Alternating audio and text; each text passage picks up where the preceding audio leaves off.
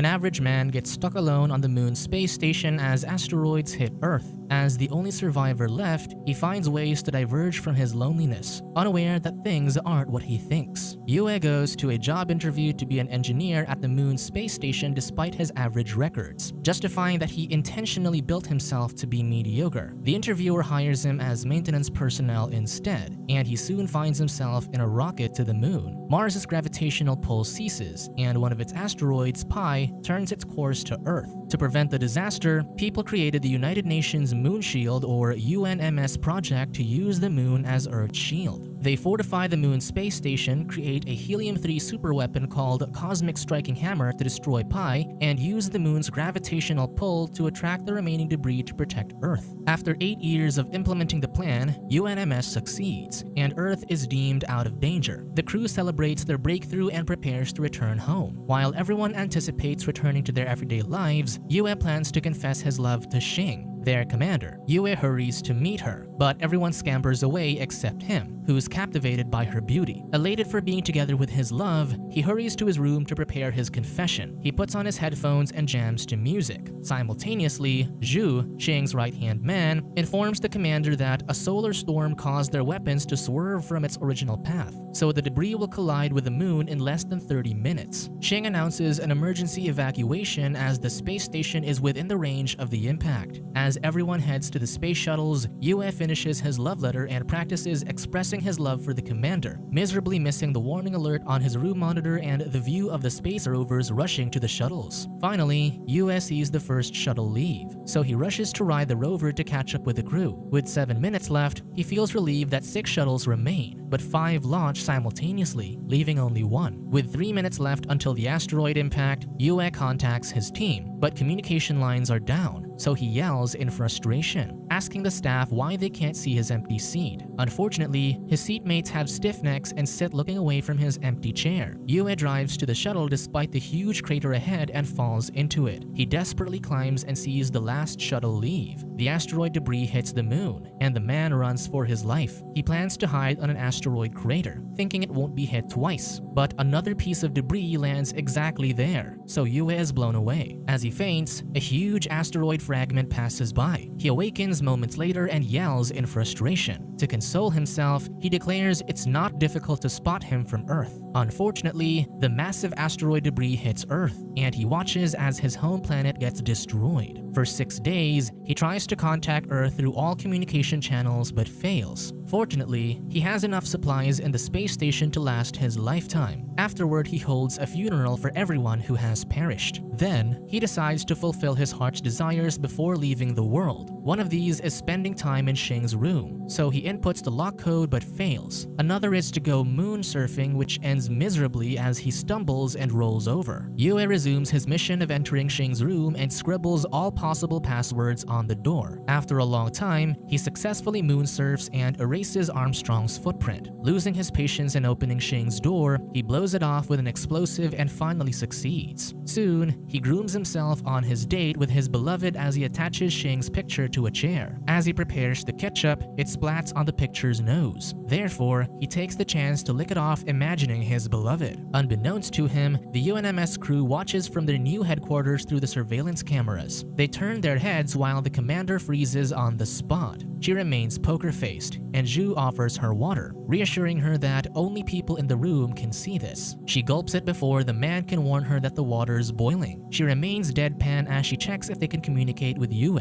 Unfortunately, all they can access for now are videos. Therefore, Xing decides to abort the rescue mission. Chairman Yang interrupts her to inform them that the superiors have decided to broadcast Yue in 30 days. The chairman calls a meeting to explain Earth's current situation with 30% of its landmass submerged in water and volcanic gas spreading within inland cities. Therefore, Xing understands what the chairman is pertaining to, so she updates her staff about the people's dire conditions, especially with escalating depression, insufficient food, and the spread of diseases. They'll make Yue the public hero. However, Zhu points out that the man is far from being a hero, so Xing tells them that they can dub his voice, which can give them a way to create a positive image of him. Afterward, Xing reads a script she made and broadcasts the false story of Yue, who sacrificed his seat in the shuttle to save a crew member. She announces that in 30 days, they'll show his live footage to give hope to everyone. As the broadcast goes on, desperate survivors tune in. Meanwhile, Lassie, a trusted crew, asks the commander about those who won't believe, and she confidently declares they must convince them. But in reality, those who doubt have gone missing. 196 days later, Yue decides it's time to reunite with his love, but complains about his failed attempts to end his life by starving and overeating. He finds a bottle of medicine that can help him, so he visits the warehouse. Simultaneously, the video feed on Earth is cut, and the only remaining voice actor, the flutist, arrives at the base. He is given no scripts, but he is confident with his skills. While he vocalizes and the crew count down for the live airing, Yue opens the warehouse and sees a voluptuous silhouette. He approaches the woman and states there's enough food for them, but he already has someone in his heart. He opens the cloth, and a muscular kangaroo appears, just in time for the live streaming and the camera to focus on the animal. The voice actor, who has no clear instructions, dubs as the kangaroo and greets everyone with a wonderful day while Xing pulls his hair to prevent the dubbing tragedy. Unfortunately, she's too late, and everyone watching has heard the animal talk. The airing is cut as Xing and Zhu report to the chairman. The commander tells him that the research department has left an ill-tempered kangaroo named King Kong Roo, while Flutist is a fraud who turns out to be an influencer who does funny voiceovers. The influencer offers to play a song, but Xing furiously beats him up. They finally decide to resort to narrating the video rather than dubbing it. Meanwhile, Kong has already taken over the warehouse. Determined to get the medicine, Yue dresses up as a female kangaroo and attracts Kong. Enticed, the animal attempts to procreate with him. The man does his best to get away, revealing himself. The animal angrily kicks him while Flutist laughs hysterically. The viewers keep watching while Xing angrily beats the influencer again. Afterward, the commander takes accountability for the mistake. She kicks out Flutist, but a crew calls them due to another commotion. Yue faces Kong with a 3D Gatling gun which everyone watches in anticipation. Just as they start being impressed, the situation reverses, and Kong shows its fighting prowess while Flutist plays his flute that is broadcasted through his headphones. Xing runs to the influencer and kicks his flute away. At the same time, Kong gives an ending kick to Yue. The man faints, so the commander talks to him through the communication channel. Yue awakens and sees movement in the communication monitor. Despite being unable to hear them, he cries in relief, knowing others are still alive. Yue negotiates with Kong to avoid fighting and asks for a high five, but the kangaroo punches him instead. After regaining composure, Yue and Kong dress up in their spacesuits to retrieve the broken Apollo 18 that can help them get to the lunar station, which has an escape pod that can be used to return to Earth. The UNMS does their best to find a lunar dog, a robot, to assist Yue since this can be the greatest hope he'll deliver. Finally, Yue manages to rebuild the craft, and Zhu verbalizes his admiration since he's only a maintenance guy. Xing hands him Yue's file revealing he's a flight dynamics engineer, which makes Zhu question his placement in the maintenance department. On day 282, Yue and Kong go outside and the man states that the craft has a weight limit due to the broken engine. Therefore, his last resort is to leave Kong and lose weight, so he hurriedly rides the rover and speeds ahead. Moments later, the kangaroo has him in a headlock while he's driving back to the base. Yue remembers that they can use the asteroid weapon prototype as an engine. However, this is a dangerous attempt, so he tells Kong to stay, but the animal beats him and tags along. Zhu concludes that it's theoretically possible, but the journey to bring it to the base before sunset is impossible since the transport vehicle uses solar power. Even if one day on the moon is 14 days on Earth and he drives continuously, the journey exceeds the vehicle's maximum distance capacity. The flutist informs the viewers that it's an impossible mission, and Yue stops driving as the sun sets. Aside from that, Zhu notices that he's moving west, which is the opposite from his destination. As the sun rises, Yue discloses his plan of chasing the sun to have continuous 41 days of travel. However, on their 28th day, Yue and Kong are already sleep deprived, so they tie a string to each other to awaken the sleeping one. After exhausting days of driving, the two finally arrive at their destination to retrieve the weapon's engine. Yue warns Kong too late not to touch anything as the kangaroo enthusiastically presses a button, which triggers a countdown. Fortunately, it's an inspection countdown, so they return to the vehicle safely, and Yue locks Kong in a room to avoid further mishaps. As he drives back to the main base, he is unaware that the cart separated from the main vehicle. Soon, he realizes too late that he lost it. Faced with turning back to save Kong but risking losing solar power or proceeding to the base, he moves forward while the viewers and Xing hope he'll return. Yue rants that it's not his fault if Kong perishes, but he emotionally drifts back,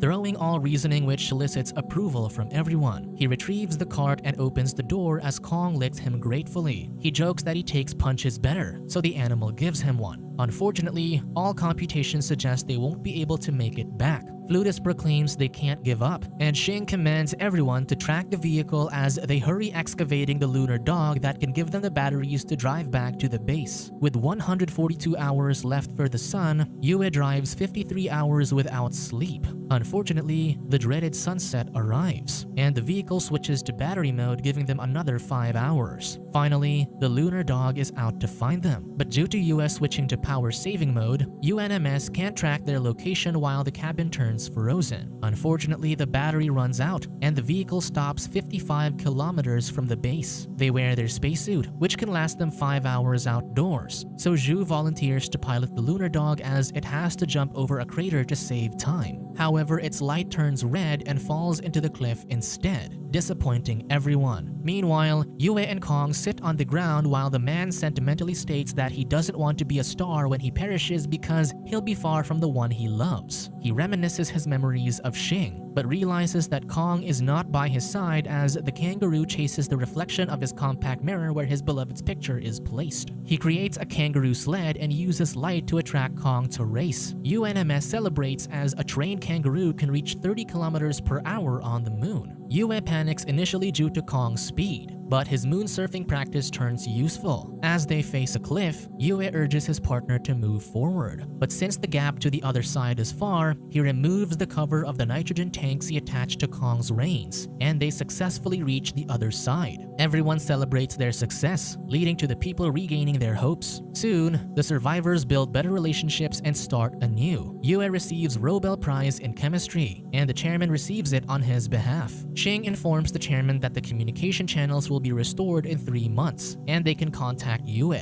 Days pass by smoothly as Earth slowly recovers from the damage. Unbeknownst to them, a massive piece of pie is lurking. While Kong and Yue are fooling around, the kangaroo touches the broken communication lines, creating static sounds on the monitor. Yue concludes that he mistakenly thought people survived and that the signal he's seen before is only from Kong accidentally touching the wires. He faces desperation, while Xing pushes for a faster way to talk with him to disclose the truth. One day, Yue bids goodbye to Kong as he prepares a female kangaroo mascot for company. He goes outside and makes his epitaph, ready to take his life. Meanwhile, Xing broadcasts the truth of Yue's identity to everyone on Earth but emphasizes how the MoonMan helps them become hopeful. She requests everyone to help him by knowing he's not alone, so the people head out with flashlights and other light sources. Yue is about to remove his helmet, but the Earth gleams from tiny flickers of light for the first time, so he cries and kneels. Moments later, he returns to the base and turns on the communication monitor. Finally, he can see and hear everyone in the UNMS who excitedly tells him about his live stream and viewers. Yue smiles and tears fall from his eyes. When the people realize he's not speaking, they make way for Xing, and she greets him with a short hello while Yue responds with a quick hi. The days pass by with the UNMS helping him with the proper ways to fix his craft, but Yue is simply happy seeing Xing daily. When the spacecraft is completed, Yue finds Xing alone, so he grabs the chance to confess why he joined the maintenance department. Years ago, he declined the job offer, but he saw Xing by the escalator, so he agreed to be with her. Xing also confesses that she saw Yue on the evacuation day as he ran toward the space shuttle, but she couldn't wait for him. The man is shocked and asks if she'll do the same thing now, and the woman affirms it. However, Yue declares that it's why he loves her. They retire for the night, failing to see the radar catching the signal of the incoming asteroid. The following day, Yue and Kong prepare to return home. With the guidance of UNMS, their makeshift spacecraft finally launches smoothly. Everyone celebrates as Yue's 943 days on the moon, and today, they arrive at the space station successfully. But Zhu calls Xing for a sudden meeting only to find out that a debris called Pi Plus is approaching Earth. The chairman declares that only one man might be able to save them since he has the cosmic weapon on his ship. Faced with a predicament, Xing returns to the control room and instructs them to cut the live stream. Flutist alibis that there's a signal disruption, and the viewers hang by their seats. The commander speaks with Yue, and he excitedly tells her that the escape pods are in good condition. Before Xing can grimly discuss the news, Yue beats her to it as he has heard the news through the headphones. He has to manually pilot the spacecraft since the missile has no power engine. He's supposed to return to his spacecraft before UNMS detonates the missile, but there's little to no chance of him coming back alive. Yue stares at Earth and proclaims he'll do it since it's the only way to protect his beloved and everyone, but on the condition that Xing won't remain a widow if he fails to return. Everyone on Earth is instructed to remain underground as UNMS announces the danger of Pi Plus, especially the possibility of Earth being irredeemable if it hits again. Meanwhile, Yue buckles up Kong and reminds him to enjoy his time on Earth and procreate upon meeting a female. The kangaroo struggles out of his seat to be with its friend. The two separate, and Yue meets a shower of meteorites. Though he maneuvers skillfully, he's still hit, and his spacecraft spins uncontrollably with nothing working to stop it. The only way is to decompress the craft by opening a compartment, so he kicks the hatch open and finally stops. Yue reports that the missile is still operational, but the engine is gone. Xing informs him that Pi Plus will pass by him, but Yue diverts the talk by telling his beloved that he doesn't blame her since she only did what she should do. Therefore, he asks her to continue doing her job. Xing refuses to sacrifice a person, but Yue insists, so he requests them to divert his ship's flight path to the asteroid. Then he asks to turn on the live stream for his curtain call. As he detaches the missile to his cockpit, he thanks everyone for accompanying him. He states that he thinks being a middleman is the safest way to live, but he realizes this is his mission as he stands between the asteroid and Earth. Yue propels the missile forward in Pi Plus's direction and sings Xing's favorite song. Everyone cries for him, including his beloved. His spacesuit begins to crack and disintegrates as he nears the asteroid, but he stares ahead with determination. With shaking hands, Xing's fingers move toward the detonator, but she fails to press it. All Yue can think of are the memories of his beloved and his failed attempts to approach her. Finally, he gently asks Xing to take him home, and the commander presses the button, followed by a huge blast. The asteroid breaks into pieces, and UNMS stares blankly at the white screen. The survivors head out to see the pieces of asteroids falling like shooting stars while Kong watches the view solemnly. Everyone pays respect, and a child asks her brother if they can go home. The brother affirms it and points out it's because of the MoonMan. 10 years later, Earth has recovered faster than they can imagine, with everyone putting their best effort into restoring everything. People gather as the first attempt to return to the moon commences while Lassie, the new chairman, reminds everyone of how meaningful this event is. Flutist offers her lunch and proceeds to Kong, the mascot of UNMS, only to discover that he switched the kangaroo's carrot lunch to Lassie's lunch. Meanwhile, Xing and Zhu excitedly ride the first space shuttle that'll land on the moon after 10 years. Moments later, Xing and her new crew arrive at the moon station, and she envisions Yue welcoming her with his wide grin. The two stare at each other, and the commander smiles while tears fall from her eyes. She goes to Yue's epitaph and stands beside his image as she tells him that 10 years ago, the debris of Pi Plus remained around Earth as a planetary ring since MoonMan finally came home. On the other hand, the base remains with clear memories of Earth's hero, especially his love letter to Xing. Subscribe to watch more videos like this, turn on notifications and leave a like to help the channel out. Thank you for watching.